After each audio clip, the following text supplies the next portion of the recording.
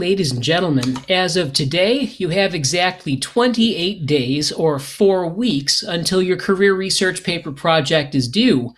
It's time we start talking about it. The assignment itself comes down to one central question, and that's this. What career do you want, and how will you go about getting it? Now, doing well on this paper means fulfilling the assignment, and that's all parts of the assignment. You'll want to make sure that periodically you refer back to the parts of the assignment that talk about the necessary materials for you to consult in your research. Fulfilling the assignment means referring to the assignment, and that's not as obvious a thing as you might think. Past students have not specified a career in one case, in another case, not researched or written anything about how the necessary schooling for the career actually leads to the career. In some cases, students have identified the career but said nothing of its marketability, salary, duties, or anything else. And in one case, I was treated to a 3-page long tirade on just how cool the career is, but there was no research whatsoever, and obviously that's not going to fly. The project is as simple or as complex as you want to make it. I've got the vitals for you here. It is a research paper. I think we all know what those things are, although I'd imagine lots of you are probably shuddering as you read this. No one likes research. It's the necessary evil of higher education. It's a paper presenting your research findings from part 1 of the research, the career research, and part 2 of the research, the college research, by discussing and citing the information gathered in the research process, right? So we can keep that either just as simple as it sounds, or we can go extra into more detail and above and beyond the call of duty if we want to. But again, simple or complex, you decide. We've got to be between 750 and 1,000 words on that, and that's really not a lot. That's about 3.5 to 4 pages. I am going to ask you, though, to include a word count on your last page, just to make sure you're within that range.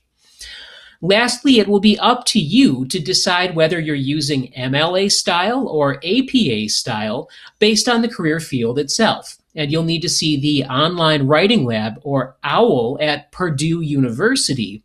And that site will be very helpful to you in both deciding which style of documentation to use and also going on from there to make sure that all of your formatting and other decisions are in line with that style of documentation. You'll need to be creating some written research materials. The existence of the career research paper itself is not adequate evidence that you did the research. And it comes down to the fact that right now it's easier than it's ever been in history to go out, find some words, copy the words, paste the words into a document, format the document, and turn it in as your own. Right? Unfortunately, for every little bit easier that library science makes it for us to do research, it also gets that much easier to plagiarize research. So that written research can take a number of different forms. It could be typed notes. This could be in the form of articles and other digital materials that you've marked up digitally, and there are a number of good tools for doing that. Let me know if you need help with that. This could take the form of pictures of handwritten notes or pictures of note cards, and you could simply take pictures of these with a cell phone and send them to me. Last, and really you'd want to do this with any other forms of written research materials that you generate, copies of bibliographic citations would certainly help too. The presentation, when you give it, will be 5 to 7 minutes long. Remember that a presentation is not the same as reading your research paper out loud. Oral presentations should be planned and composed to be appealing to the listener and to appeal to multiple learning styles. I learned this the hard way when I was in graduate school. Periodically, the English department would go out and get new publishing experts on things going on in the field. And those experts would come in and read their articles to us, and invariably I slept through every single one. It turns out I'm simply not an auditory learner. I need a combination of other learning styles if I'm going to get anywhere. With that, I really strongly recommend visual presentation tools such as PowerPoint, Google Slides, or anything else that you want to use for that purpose. And I recommend that presentations be interactive and engaging so that they receive the best grades. I'm not only your instructor here, I am a viewer of your presentation just like everybody else. Something that I feel more engaged with and interested in, I'm sure I'm going to give a higher grade to. People, write it like you mean it. Investment in a topic and the development of that topic will always, always, always result in better writing. To put it this way, if you're researching a career because you forgot that this thing was going to happen, you just had to pick one out of the blue, that research paper is not going to work well, and the grading of it you're not going to like, and overall you're going to wish you'd thought a little more. You got 28 days. I think you probably got the time to put the thought in if you haven't done it yet. Make sure you choose a career or other field that you're really going to enjoy doing research into. What I mean there is find your passion, hopefully in the topic from the get-go, but at least in the way that you write about it. This will help you to be able to translate your paper into an oral presentation in an engaging way. Unfortunately, dry, convoluted writing that we don't think about very much while we write it barely works on the page and oftentimes falls apart when it's made verbal. I've also included for you here a reading of a really useful section of a book by William Zinsert, one of my favorite writers about nonfiction writing. The name of the chapter is Write as Well as You Can, and it's a fantastic introduction to his way of tying together the writing we create with the personality that we put on the page and the voice that we cultivate. So please use that link, go to it, give it a listen, it's worthwhile. Now, what has worked in the past? There have been a number of different approaches to this paper that have worked. And bear in mind, all of these things are in the Career Research Project folder on Blackboard. The first, the gold standard, is the Manager V3. And where it says V3, it's because this writer actually had to go through 3 separate drafts to get to the point he did. The assignment guidelines and requirements were just a starting point for this writer. He uses non-required content to develop the analysis of the career in a way that the author is truly passionate about.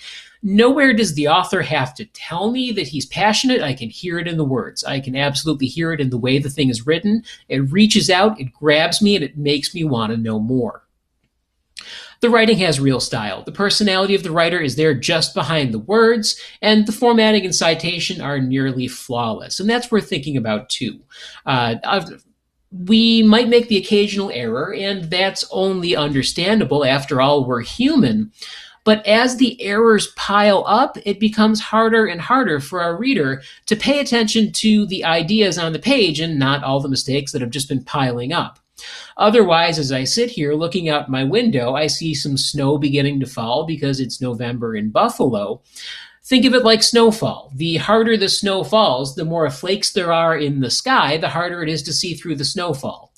The more mistakes, eventually the harder it is to see through the mistakes. Otherwise, in terms of other approaches that rather than going too far beyond simply stick with the assignment and do the assignment well, these are thorough, clear, and honest. Consider the career research paper on policing. It works well in written form. It didn't necessarily translate well into an oral presentation. This was one of the situations where the author actually tried to just stand there and read the paper. But again, on paper, the way it was written worked pretty well. It just needed a little bit more work in the transition to an oral presentation for that part of the project. There is, however, a danger. I'm not under the impression that the project that you're working on is something brand new that no one's ever heard about before. In fact, I know the opposite is true. I know that probably at every single college, there's some version of this class that uses some version of this project. Please, don't be tempted to use a paper mill. Don't be tempted to go out there and get a pre-written paper on whatever the career path is that you're working with.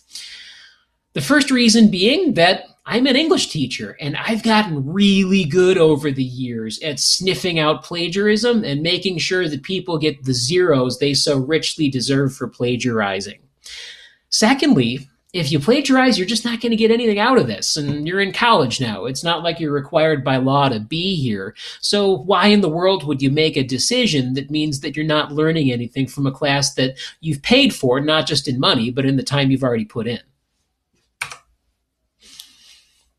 In terms of other things that have worked well in the past, there has been the career research paper on zoology. There is the career research paper on physical therapy. And again, all of these things are in Blackboard in the example papers folder, so give them a read. Like I said, you could make this project as simple or complex as you want. We have here two more examples of essays that are just getting the job done. They're keeping it simple, everything's straightforward. They're not great works of art because they don't have to be. They're straightforward, they answer the questions, they get the job done. Finally, then, in the end, make sure that you are answering the questions from the assignment guidelines. Use all the sources required in the assignment guidelines. Take the project seriously. Find your passion, find a way to love what you're doing. Remember that this will become an oral presentation, so try to plan for that the best you can. Write a paper you can take pride in, and exactly the reasons for that will become very clear if you go to that YouTube reading of the chapter from the Zinsser book. Lastly, remember that a well-executed career project can actually help you as you work towards your goals. And why would you be here other than that? Right? So doing a good job on this really does have the potential to move you ahead in that very real sense where eventually you get to the career that you're working on getting to.